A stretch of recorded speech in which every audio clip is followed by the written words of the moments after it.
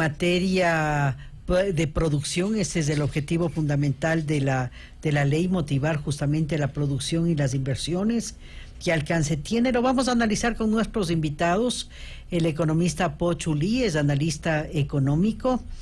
Él es catedrático universitario, pertenece a la academia en el IAEN, también instancia superior de análisis. También está con nosotros el doctor Mario Prado, es un reconocido personaje con una larga trayectoria, es un experto tributario que nos va a inteligenciar sobre el tema. Sean ustedes bienvenidos, buenos días. Yo parto con usted, doctor Pochu Lee, justamente recabando de usted un criterio macro de esta ley. ¿Cómo advierte usted si es que partimos en el análisis del objetivo fundamental de la ley? Doctor, bienvenido, buen día. No sé cuál es el objetivo, honestamente. Si es que es reducir reducir el desempleo o redistribución de los impuestos, o si es que es crecimiento económico, o si es que quiere hablar de esa palabra desarrollo. No he visto esto. ¿Qué ve entonces? Lo que vemos es 80% de esta nueva ley. Si es que lo lee, la mayoría son 15 incentivos tributarios que más que nada ayudan a las grandes empresas. Si hablamos de 8 o 10 años, nuevas inversiones, Quito, Guayaquil o las provincias. Esto más que nada da las ventajas a las grandes o medianas empresas que tienen acceso a crédito que puede ser internacional, y tienen acceso a tecnología también. Entonces, cuando sucede eso, tenemos primero que ellos tienen una probabilidad de robotizar o automatizar los procesos productivos, y eso no ayudaría al empleo. La otra tal vez es que solo ellos van a concentrar el proceso productivo porque tienen acceso a crédito, lo que no tienen las microempresas o pequeñas empresas. ¿Qué podemos esperar? Tal vez es lo que vemos en los incentivos, y esto ha sido un error histórico en la región de Latinoamérica, que somos muy buenos entregando incentivos, pero muy malos disciplinando al sector productivo cuando no cumplen con las metas. Entonces, queremos saber cuáles son las metas claras: crecimiento, desarrollo, mayor empleo, redistribución de los ingresos. Bien, justamente el título de la ley dice: para el fomento productivo, atracción de inversiones, generación de empleo, estabilidad y equilibrio fiscal. Sigamos en la línea de reflexión suya, doctor Prado. ¿Cuál es su criterio sobre la ley? Y centrémonos justamente en estos incentivos tributarios. ¿Qué alcance tienen desde su experticia? Doctor, bienvenido. Buenos días a ustedes, a la audiencia. Yo creo que esta ley marca el fin de un modelo económico en donde se puso al Estado como el motor de la economía, en donde el sector privado, a través de los impuestos, era el combustible que hacía mover ese motor. Y el Estado, como motor de la economía, no tenía límites respecto al gasto público, no tenía límites en cuanto a las metas. Basta con recordar que el gasto público era el 23% del PIB y llegó a ser el 45% del PIB, y pasó lo que pasó. Entonces, con esta nueva ley, yo creo que se marca el inicio de darle al sector privado un rol en el desenvolvimiento de la economía. Usted recuerde que el presidente Moreno, tan pronto asumió hace un año las funciones, dijo que esperaba que el sector privado asume el reto y sea un motor de la economía, pero durante un año no ha tenido las herramientas o los medios para hacerlo. Entonces, yo creo que esta ley hay que entenderle dentro de ese contexto. Marca el inicio de un cambio de modelo en donde el Estado va a dejar de ser el motor de la economía, y viéndolo en el contexto de la ley, hay que verla como la suma de los distintos capítulos. Creo que es importante, creo que sería devaluar el concepto de la ley si no se parte de que se están fijando nuevas reglas macrofiscales que son las que determinan el horizonte dentro del cual va a manejarse la economía. Las nuevas reglas macrofiscales son claras, establecen que de aquí a 3 años el resultado primario será igual a 0, lo que implica que... ¿Qué es el resultado primario? El resultado primario es la diferencia entre los ingresos y los gastos. Es decir, el déficit. Menos los intereses de la deuda, va a ser igual a 0, y ese es la principal o una de las principales herramientas para entrar en el proceso de manejo de este sobreendeudamiento. Y como les decía, no puede analizarse la ley aisladamente, sino que tiene que verse en su contexto.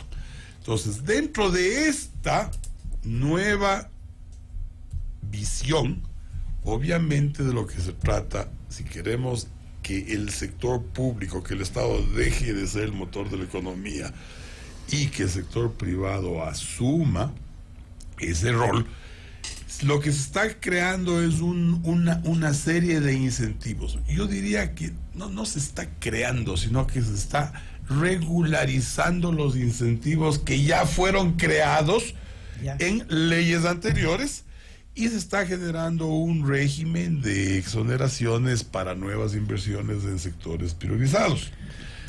Bien. Entonces, desde ese punto de vista, yo creo que en su conjunto, la ley tiene estas virtudes. Bien. Está viendo es el punto de inicio del cambio de modelo económico. Ahora bien, economista Lee, usted hacía mención al tema de los incentivos tributarios para grandes empresas. Una economía dinámica es interdependiente. Me pregunto, si hay estos incentivos y se crean nuevas empresas, ¿eso implicaría también mejorar la creación de nuevos empleos o no necesariamente?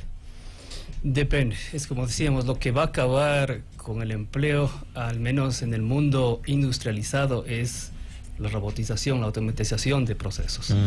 Lo que queremos es ver si es que a través de estos incentivos las empresas van a aumentar el empleo, va a aumentar usted la nómina de rol de pago, por ejemplo. Porque si es que usted va a traer la máquina, como ahorita es todo abierto, tenemos un problema que no se resuelve ese empleo. Otra cosa, si es que tiene mayor producción, se supone que los precios bajan, pero los precios no bajan, lo que nos ha enseñado la experiencia en economía, los precios no bajan porque se produce más, los precios bajan cuando hay más competencia. Entonces, ¿quién puede ser la competencia de estas grandes empresas? Son las medianas y pequeñas empresas. Entonces, si ellos no logran desarrollarse ellos mismos, vamos a tener más cosas igual de precio, con la concentración de los grandes grupos económicos. ¿Cree usted que se estaría descuidando entonces a las microempresas en ese contexto o no? Yo discrepo. Y favoreciendo solamente a las grandes. Yo discrepo con lo expuesto, porque aquí no hay que olvidarse el encadenamiento que genera un desarrollo productivo. La robotización es una verdad, no sé aquí en el Ecuador qué tanto pueda... ¿Para cuándo? ¿Para cuándo? Pero en el evento de que mañana estuvieran las grandes empresas robotizadas, eso va a generar un dinamismo que va a generar que pequeñas y medianas empresas se conviertan en suplidores de estas grandes empresas. Además de eso, yo creo que hay que ver un contexto más amplio. ¿Para qué necesitamos un sector productivo fuerte? ¿Necesitamos un sector productivo fuerte para dinamizar el mercado interno, o necesitamos un sector productivo fuerte para generar exportaciones? Y obviamente lo que nosotros necesitamos es tener un sector productivo fuerte que exporte para que genere divisas. Porque es un error pensar que de esta situación económica que estamos viviendo ahora vamos a salir dinamizando el mercado interno. nosotros somos una economía dolarizada y lo que necesitamos son más dólares. Los dólares ahora han estado viniendo del endeudamiento, que ha sido agresivo y que las cifras ven, y nosotros lo que estamos viendo en este nuevo contexto de política económica es, vamos a hacer un manejo prudente de la deuda, vamos a atender a una reducción de la deuda. Reducir la deuda implica traer menos divisas al Ecuador. Ese menor cantidad de divisas tiene que ser reemplazado. ¿Por qué? Por las exportaciones. Entonces, yo creo que hay que ver esto con un horizonte más amplio. Hay que ver y repito, como el inicio de un cambio de modelo.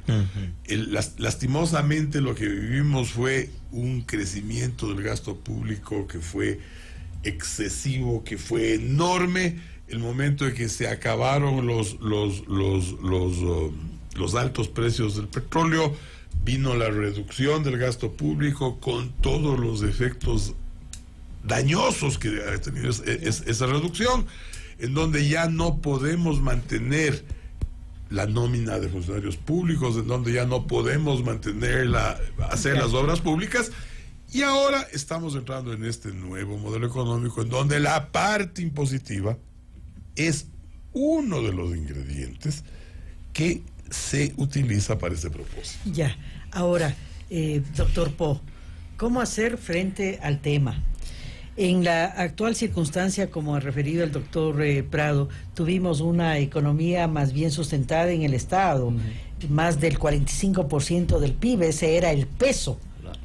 Sin dinero, un Estado quebrado, la realidad es distinta y la necesidad de que crezca el sector real de la economía es evidente. ¿Qué le falta a la ley desde su visión? Bueno, si es que queremos que la empresa privada sea la estrella de la economía ahora, tenemos que preguntar también al gobierno cómo va a ser esta etapa de transición vamos a disminuir el gasto gubernamental, o sea, menos gente en el gobierno. Se supone que tiene una fase de transición a la inversión privada. Yeah. ¿Cuál va a ser el plan del gobierno para que pueda absorber en los sectores productivos de estas nuevas inversiones? ¿Sí o no?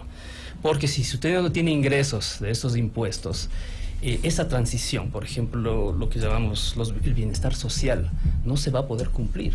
Entonces, en esta etapa, mientras se hacen las inversiones, existirá unos 3 o 6 meses o un año donde la gente no encuentre trabajo. Entonces, es necesario, ¿sí o no?, aún tener ingresos del Estado para poder pagar estos seguros de desempleo. O hacer programas que reinserten en este caso, la burocracia hacia el sector privado. Entonces, también queremos oír de esta clase de planes, porque tampoco solo por cortar ejemplo, y dejar que hagan lo que quiera el sector privado. Proyectos de emprendimiento que deberían ser impulsados por el gobierno.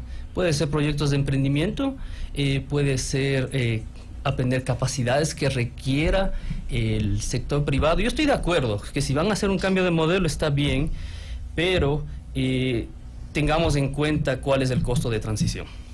Y no puede ser que dejemos al sector privado, me lavo las manos, que se encarguen ellos. El gobierno debería intervenir, debería regular para que haya una mejor transición y no aumente el desempleo. No sé, ¿existe o no regulación, doctor Prado? ¿O se está dejando al sector productivo hacer? No, yo creo que aquí hay un error de concepción. No es que aquí se está diciendo el sector privado es la estrella y haga lo que le dé la gana. Lo que creo que se está haciendo es dando condiciones mínimas e indispensables para que haya ese empuje de generar producción, de generar nuevas divisas. ¿Estos incentivos tributarios alcanza al pequeño, a las pymes, al grande? Le voy a dar... ¿Qué repercusión podría tener? Si usted me da 3 minutos, le voy a hacer un poco la historia de esto. Muy rápido. El gobierno anterior con su filosofía estatista y con su visión de que el sector privado es enemigo de la sociedad, tuvo del 2007 al 2013 una visión de castigo y castigo y castigo al sector privado. El 2014 ya se generó la crisis financiera, ya se vio la pérdida de recursos y ya se generó entonces la primera gran exoneración tributaria, que fue para las inversiones mayores a 100 millones de dólares, con exoneración total de impuesto a la renta por 10 años. Entonces, esto que estamos viendo ahora no es nuevo, ya viene arrastrando, pero se limitó para minería no metálica y para industrias básicas. Ahora se está manteniendo el mismo esquema, pero se está eliminando minería no metálica e industrias básicas y se está dando a sectores priorizados. Primer punto. Segundo punto. Esto pasó en el 2014, estamos en el 2018. No ha habido ninguna inversión. Luego, en el mismo gobierno anterior, ya se generaron exoneraciones para la micro y pequeña empresa que se profundizaron en la ley de diciembre del año 2017. Y esas exoneraciones tampoco han sido el atractivo necesario para que haya más. No fue suficiente. Y ahora se está modelando, se está moldeando lo que ya existía. Ya. Entonces, no es que esto es nuevo.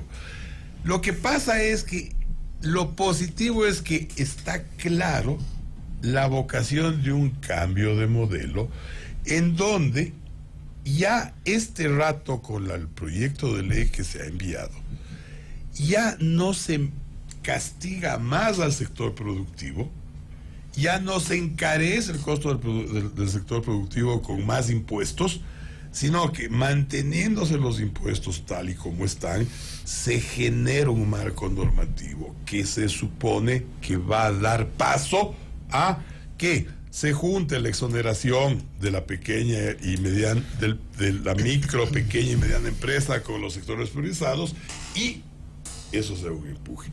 Porque lo que debemos estar claros todos es que la mayor o menor inversión no está en función de la tasa de impuesto a la renta o de la exoneración no del impuesto a la renta, sino que la mayor o menor inversión está en función de un conjunto de factores que le hacen a un país atractivo para la inversión.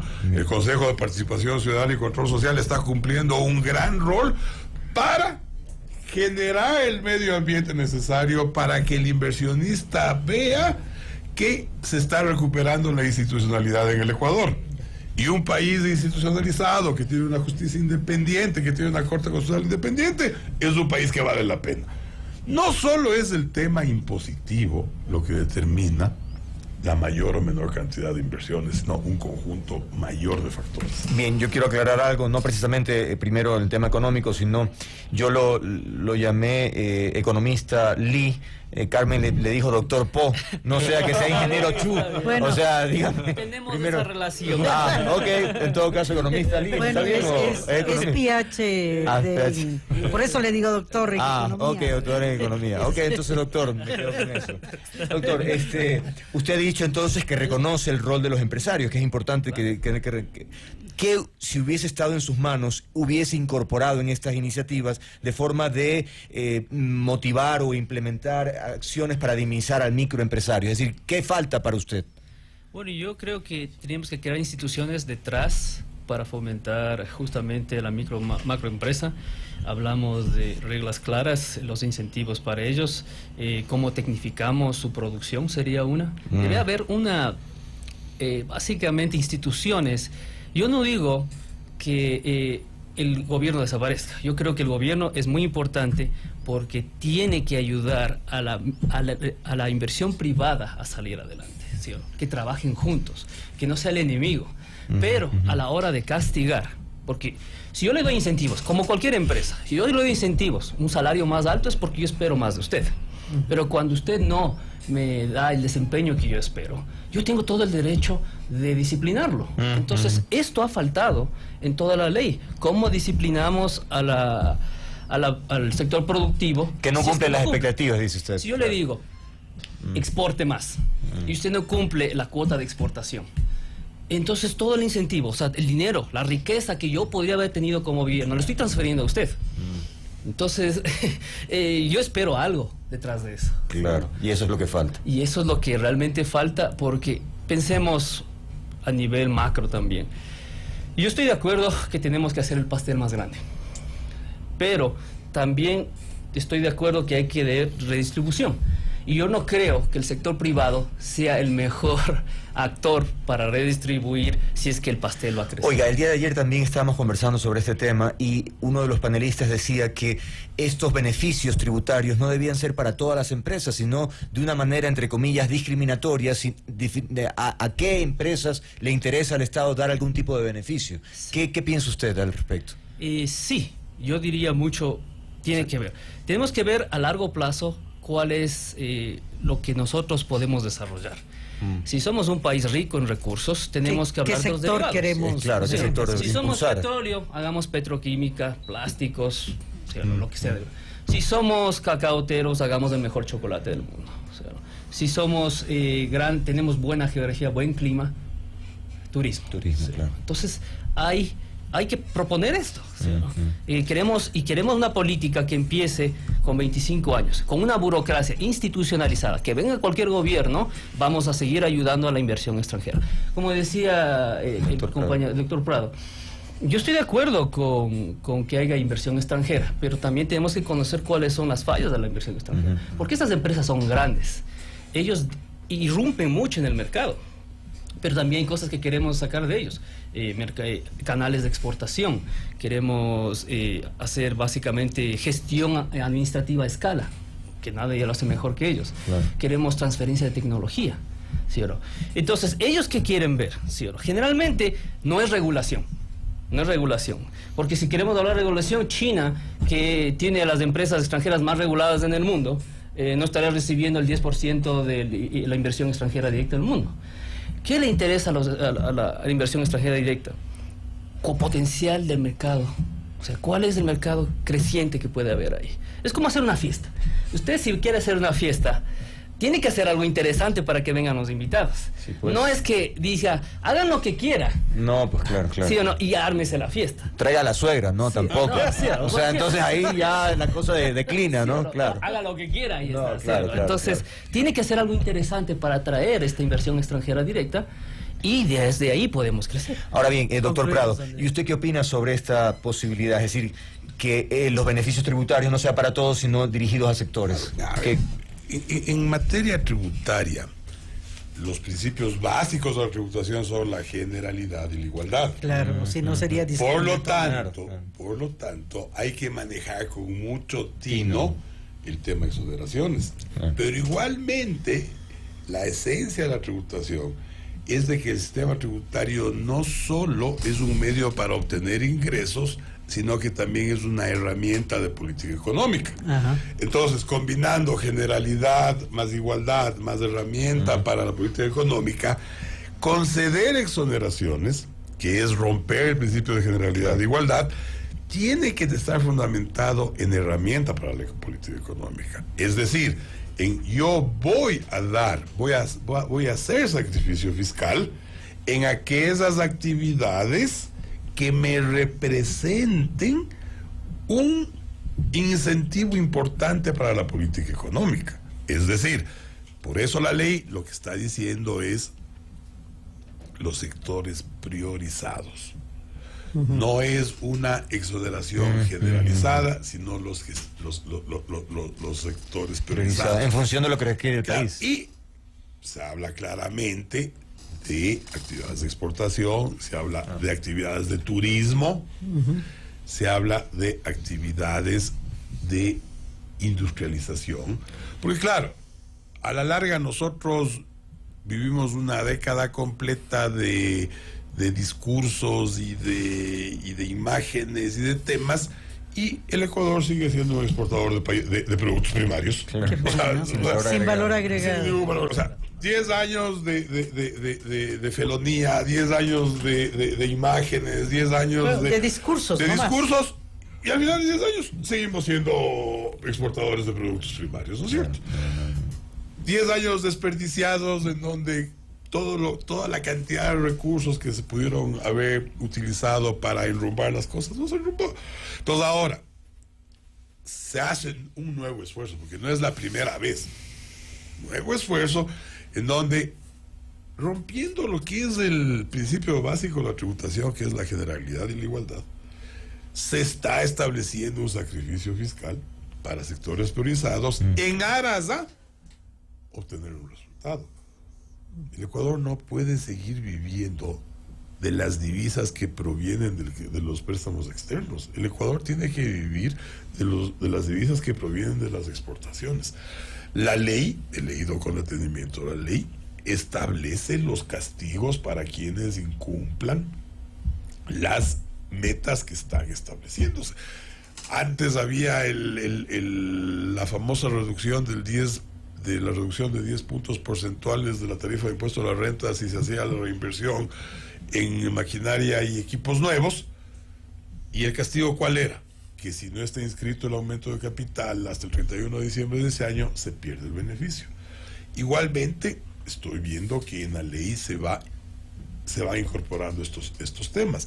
Entonces yo creo que esto debemos ver con una mente amplia, en el sentido de que tal vez es la enésima ocasión en la que intentamos, vía incentivos tributarios, impulsar la inversión nacional y extranjera, y que ahora sí, ojalá, dé frutos.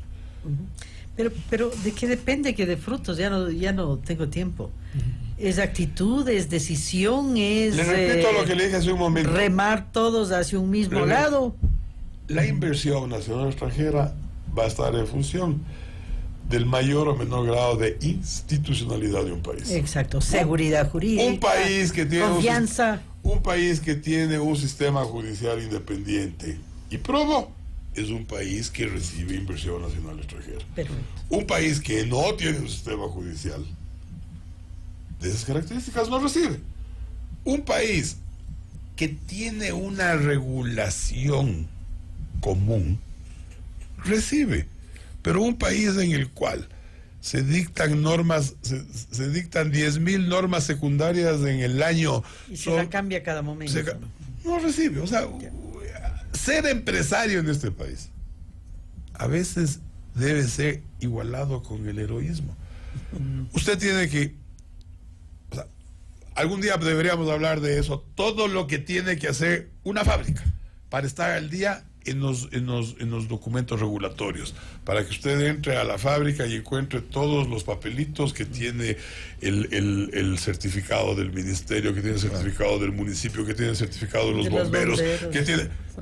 O sea, esa es una cosa que usted no alcanza a explicarse. Entonces, a ver, el inversionista dice... Y además para cada papelito un trámite burocrático impresionante. Claro, con una al menos medio año. Y, ¿no? con una filosofía generalizada, desafortunadamente, de crear la dificultad para vender la solución. Es decir, es una pérdida de tiempo. Hay mucha inversión de tiempo en eso. Por eso digo, el gobierno tiene que trabajar con el sector productivo. Si es que este es un problema, hay que eliminarlo, hay que reducirlo, ¿sí o no? Hay que ayudarle, ¿sí o no? La otra razón por qué hay inversión extranjera directa también, aparte de que tiene que haber potencialidad de mercado, es lo básico, infraestructura básica, ¿sí o no? Energía barata y, más que nada, mano de obra calificada. Porque tampoco queremos que ellas vengan a hacer solo fábricas donde se arman cosas y cuando no les guste cogen y se van. Necesitamos gente que ellos pueden depender, un lugar donde ellos puedan fabricar. Entonces también hay que decir, mire, nosotros a largo plazo queremos que la inversión extranjera directa se acople a nuestras necesidades, no ábrase la fiesta, haga lo que quiera, ¿no? Los famosos capitales golondrinas, sí, que vienen y se van. Sí. Eso no sirve para el desarrollo. Bien, de todas maneras es un paso adelante. Ojalá se logre concretar. Con todas estas acciones, pues vemos que no es suficiente. Pero en ese no es suficiente, están involucrados varios actores también. Muchas gracias, doctor, por habernos Gracias, Carmen. Muchas gracias. Doctor Prado, muy gentil. 7:42, Notioy, el centro de la información.